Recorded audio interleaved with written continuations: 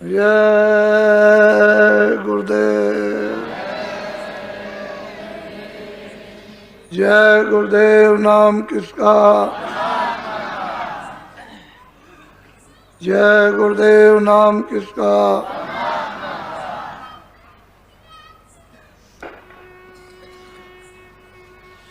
जब आप स्थल पर आया करें तो तुरंत चाहे तो ध्यान पर बैठ जाए, चाहे भजन पर बैठ जाए या सुमरन करने लगे, जो रुचि हो। इसलिए तीनों चीजें अलग अलग, सुमरन अलग, ध्यान अलग और भजन अलग। कभी कभी ऐसा होता है कि किसी में रुचि नहीं होती है तो आदमी ध्यान से बैठ जाए तो भजन में बैठ जाए, भजन से उखड़े तो सुमरन में बैठ जाए, और सुमरन से भी मन न लगे तो कोई प्रार्थना करने लगे, प्रार्थना से भी मन न माने भागता रहे तो उठ के खड़ा हो जाए और मुँह हाथ धो ले, फिर उसके बाद में बैठ जाए और फिर भी न माने तो उठ के खड़ा हो जाए, फिर अपना वो समय टाल दे, दूसरे समय पर जब भी समय मिले तो। क्योंकि मन पर्दों के साथ बड़ी उखाड़ पछाड़ जो क्रियामान कर्म होते हैं और प्रारब्ध और संचित कर्म, ये तीनों अपनी अपनी जगह पर जोर करते हैं। क्रियामान कर्म आपको बढ़ने नहीं देगा, प्रारब्ध का जब जब भोग आएगा तो उधार खींचेगा, और संचित कर्मों को जब पार करने लगेंगे तो उत्पात करेंगे। तो जीव पर इस प्रकार से बोझा लदा हुआ है, उसको साफ करने के लिए और मन बुद्धि चित्त इसको निर्मल करने के लिए महापुरुष युक्ति देकर स्मरण भजन ध्यान प्रार्थना सेवा इत्यादि इत्यादि में लगाकर और उसको शुद्ध साफ करते, ताकि भजन में मन सूरत का साथ दे दे। और कभी कभी साथ दे देता है, कभी कहता है कुछ नहीं है चलो भजन किया जाए, तो उस समय लग जाता है, लगा रहता है। लेकिन कोई सामने कोई चित्त में आ गया तो एकदम भगा, उस चित्त के साथ ही भगता है। तो चित्त मन बुद्धि अहंकार की बात तो बाद में, पहले ये इसी को साफ करने के लिए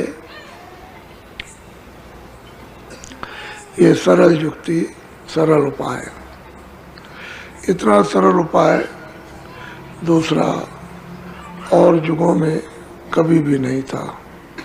जितने भी उपाय थे सब कठोर से कठोर, जो नहीं हो सकते थे, और कोई कोई बिरला ही करने की कोशिश करता, और उन बिरलों में कोई कोई थोड़ा बहुत, और उनमें भी कोई कोई, तो कोई कोई वो भी बहुत थोड़ा। अब ये सुलभ सहज है, आसान है।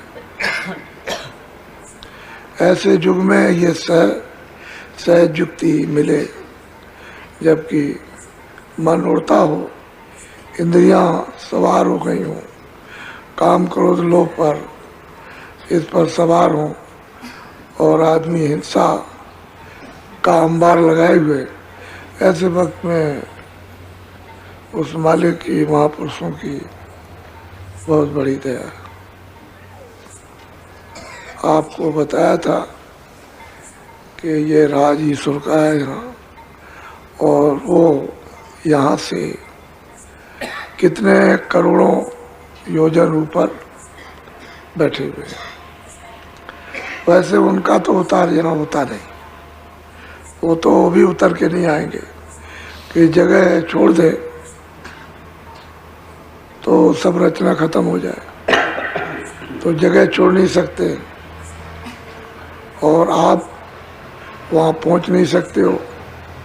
जब कभी कभी पृथ्वी भार से जब लद जाती है और कूड़ा कचरा गंदगी जब जमा हो जाती है तो उसके लिए अवतारी शक्तियाँ वो अपने मंडल से या तो आद्या महाशक्ति को आदेश दे देंगे या स्वर्ग वैकुंठ से वहाँ आदेश मिल जाएगा या अपने लोग से जहाँ बैठे हुए तो एक शक्ति को भेज देते हैं, वो यहाँ करके ये सब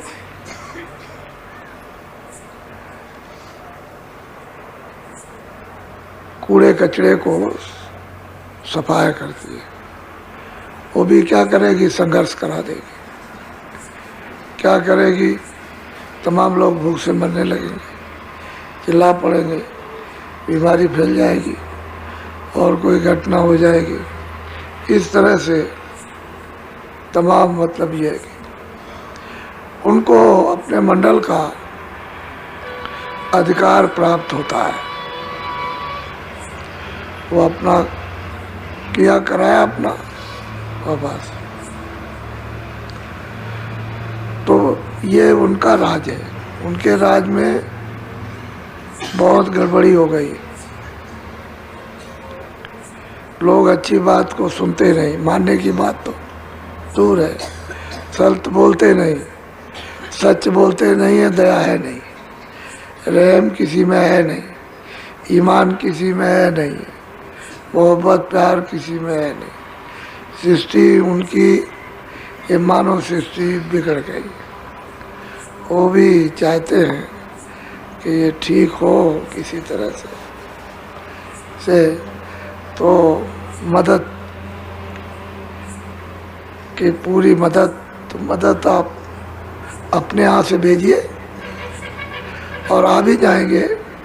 तो जब महापुरुषों का कार्यक्रम चलता रहेगा तो वो कुछ नहीं कर पाएंगे। हमेशा ऐसा होता रहा। जब जब महापुरुष चुप हो जाएंगे तभी कुछ हो सकता है, नहीं तो नहीं होगा। वो चाहते हैं कि जीव किसी तरह से भी इस कर्म छुटकारे से छूट जाए, परे हो जाए। इस भुगतान को भोगे नहीं। महापुरुषों की तो ये इच्छा, लेकिन अब जीव क्या करे। वो समझ जाए तो जल्दी काम हो जाए, लेकिन वो महापुरुषों को समझते हैं।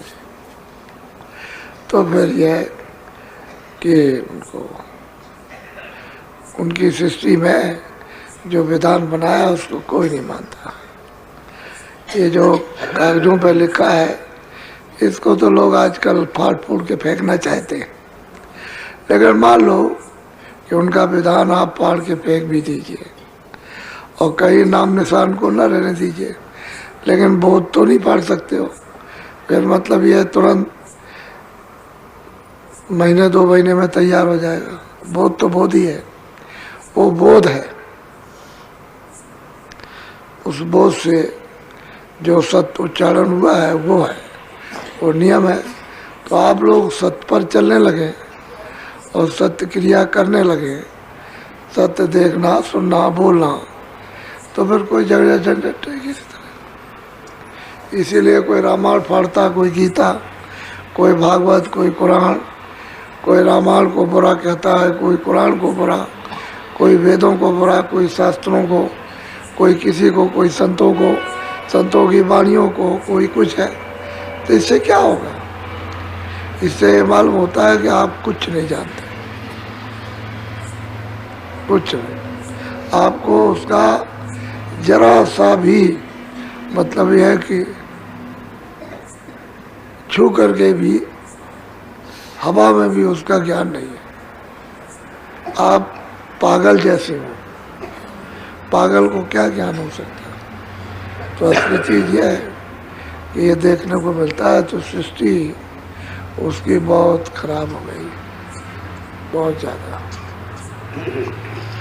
इस बात पर बड़ी गहराई से सोचो कि वो कुछ करना चाहता है।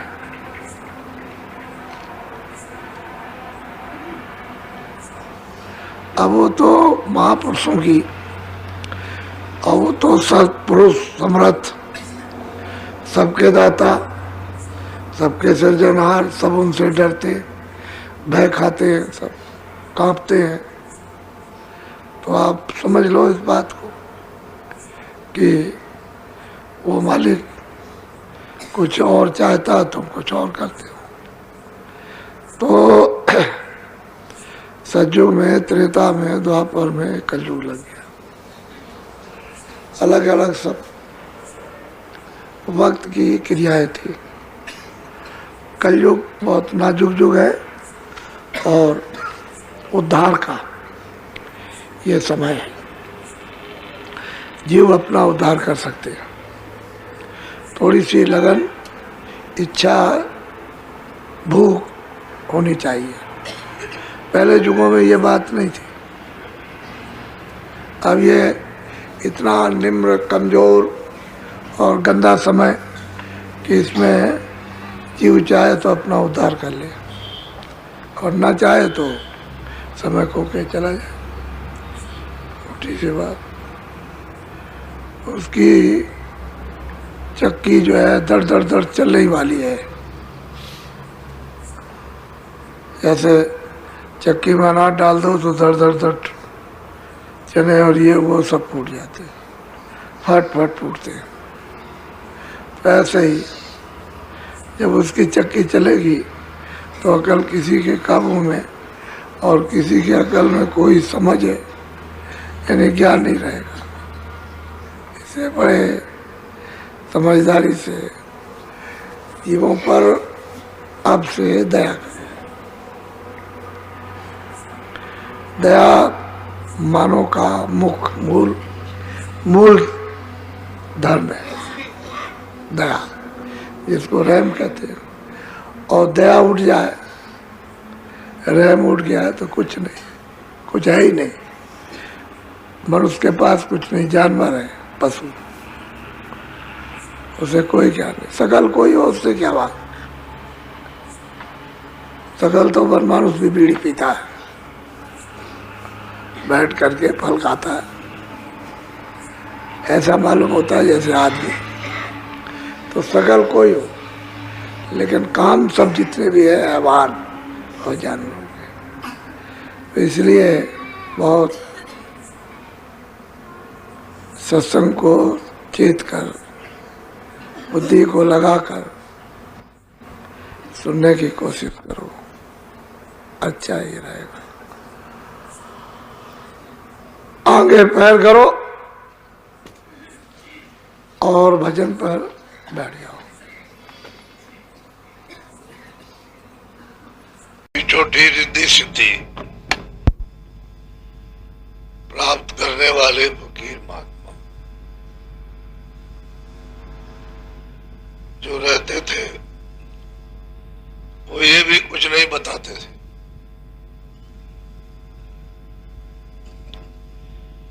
वो भी छुपा छुपू करके छोटा मोटा ज्ञान और रिद्धि सिद्धि, बस वो अपना काम लिया और चले गए। जितने भी ऊंचे नीचे ज्ञान करने वाले, प्राप्त करने वाले फकीर महात्मा है, उन्होंने ज्यादा छुपाया, क्योंकि वहां के स्थान के मंडलावर्ती उसका हुक्म नहीं था कि हमारा कोई भेद खोले। इसलिए गिने गिने फकीर और महात्मा उन्हीं को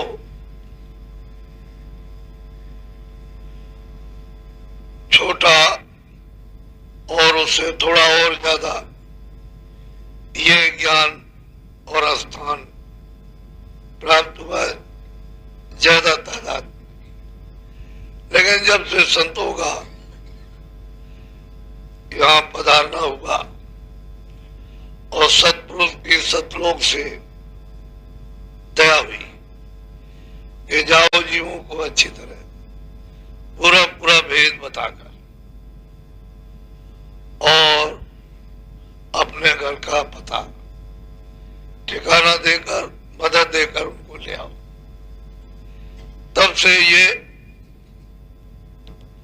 पूरा पूरा वर्णन हुआ कि इस तरह से सतपुरुष की मौज मजरी से विस्तार हुआ सतलोक से, और उन्होंने कितने किन किन को किस किस स्थानों पर मुकर्रर स्थापित किया, ईश्वर को, ब्रह्म को, पार ब्रह्म को, महाकाल को, पूरा का पूरा भेद संतों ने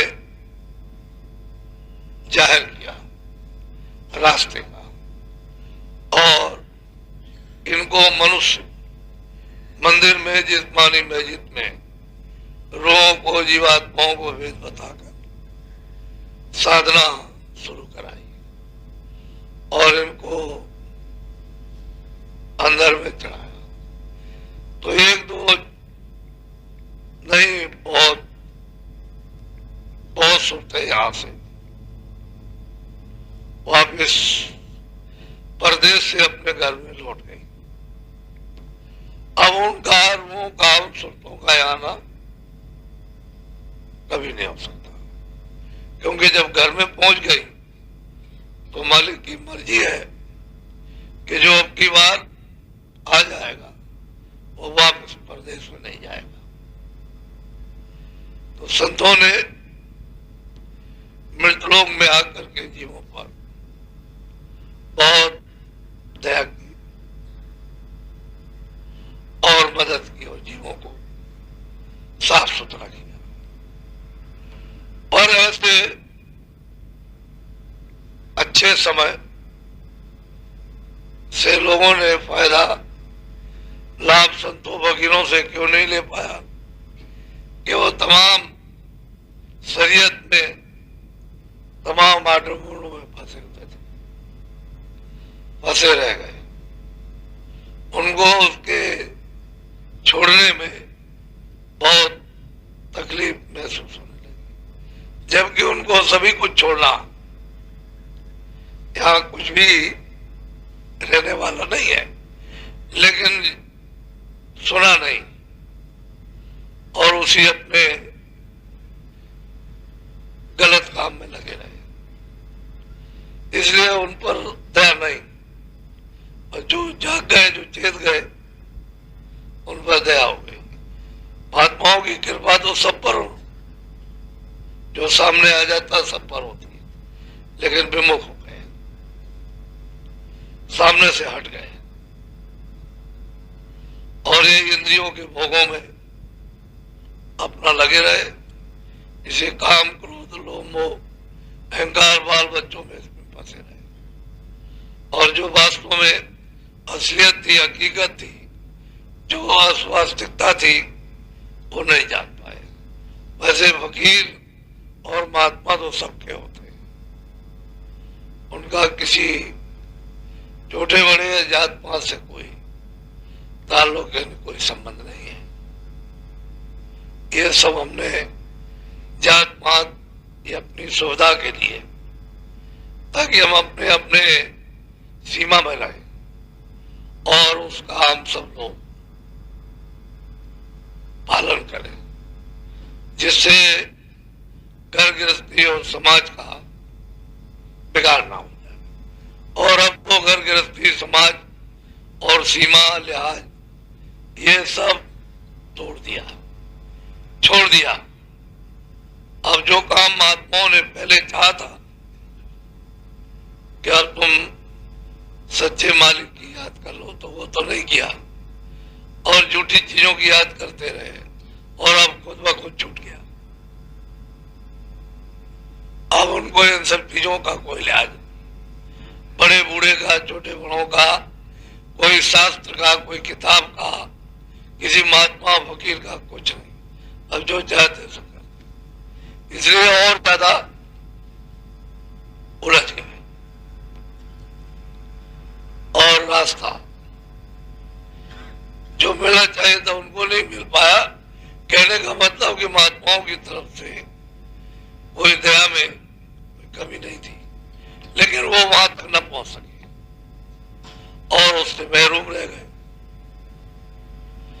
बस समय कितना है, बहुत कम समय पूरा हुआ। उसने जिस मनुष्य शरीर से जीवात्मा को निकाल बाहर कर, बस ये आपका बसा हुआ थोड़े दिनों का संसार यानी दुनिया खत्म हो गई। फिर ये मनुष्य शरीर जिस्म मिलता नहीं, क्योंकि वो आपके अच्छे काम, अच्छे कर्म नहीं है कि फिर आपको दोबारा मिल जाए। फिर तो आपको दंड शरीर मिलता है जिसमें सजा दी जाती है, तो जीव रह जाते हैं। तो कलयुग में महात्माओं ने विशेष करके जीवों पर दया की और युगों में लोगों ने छोटा मोटा स्थान जो उन्होंने कुछ देखा सुना उसको छुपा लिया, वो भी नहीं बताया। और वो थोड़े ही से उनके इतनी लंबी चौड़ी दुनिया चलती गई, व्यतीत होती गई, आती गई, उसमें थोड़े लोगों के नाम है, ज्यादा नहीं। और 700 वर्ष के अंदर फकीर और संतों के बहुत, वो इनके सामने कुछ नहीं। तो कलयुग में इसलिए दया हुई कि ये सबसे यानी छोटा समय और दीनता का। पहले बहुत अहंकार, गरूर, गुमान था, आदमी किसी को कुछ नहीं समझता। अब छोटापन, छोटेपन में तो उड़ जाएगा, दीनता में तो निकल जाएगा, लेकिन अहंकार में नहीं निकल सकता। इस तरह से जीव गए और महात्माओं के करीब नहीं जा सके। तो फिर जो कुछ उनको उनसे लेना या देना था वो नहीं ले सके, वैसे रह गए।